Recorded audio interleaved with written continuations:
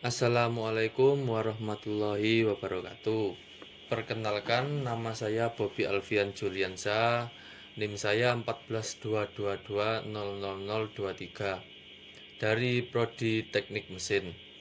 Di sini saya akan menjelaskan pengujian kekerasan Brinel.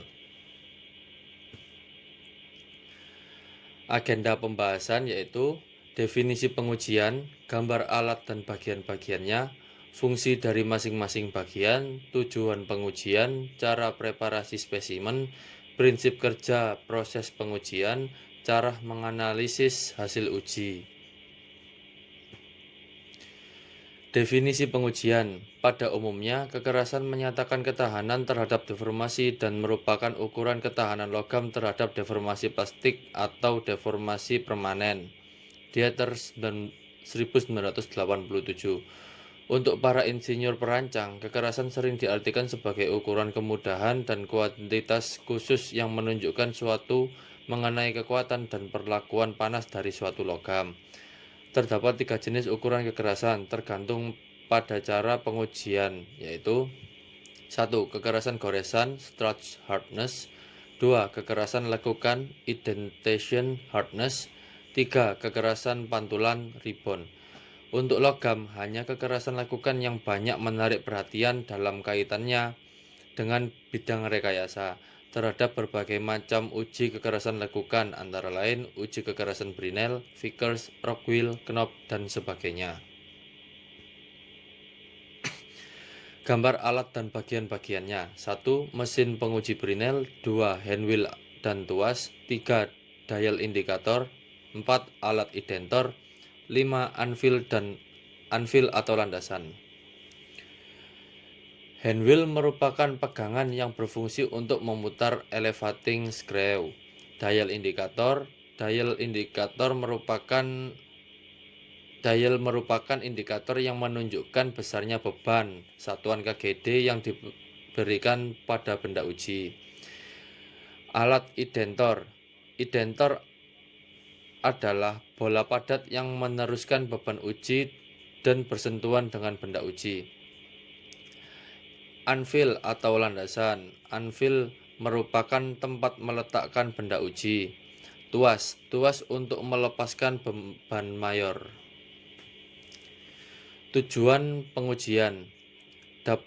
Tujuan dari makalah pengujian kekerasan dengan pengujian metode Brinel adalah dapat mengetahui pengertian dari pengujian kekerasan dengan metode Brinel, dapat mengetahui cara menentukan nilai kekerasan dari pengujian Brinel, dapat mengetahui dan mengerti serta dapat mengaplikasikan cara-cara atau langkah-langkah melakukan pengujian kekerasan dengan metode Brinel, dapat mengetahui kelemahan serta kelebihan yang dapat di dalam proses pengujian kekerasan dengan metode Brinel.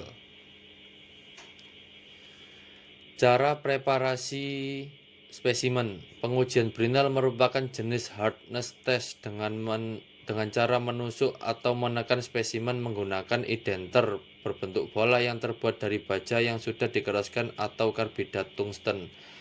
Identer bola baja digunakan untuk material yang memiliki kekerasan Brinel hingga 450 BHN.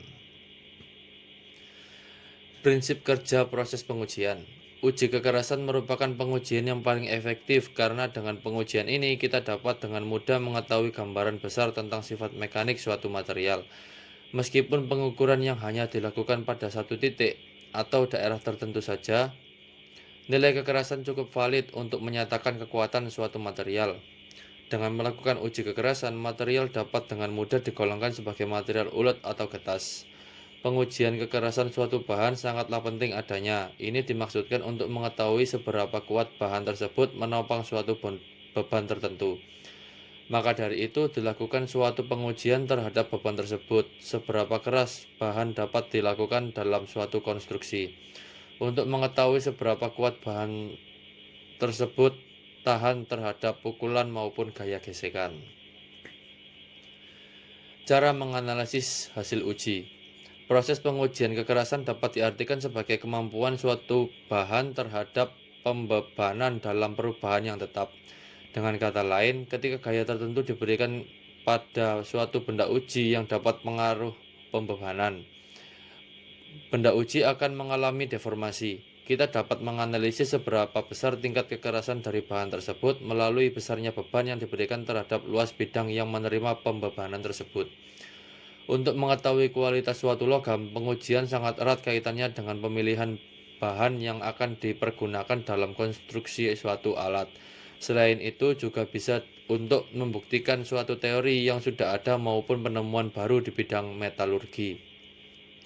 Dalam proses perencanaan dapat juga ditentukan jenis bahan maupun dimensinya, sehingga apabila tidak sesuai dapat dicari penggantinya yang lebih tepat, di samping tidak mengabaikan faktor biaya, produksi, dan kualitasnya.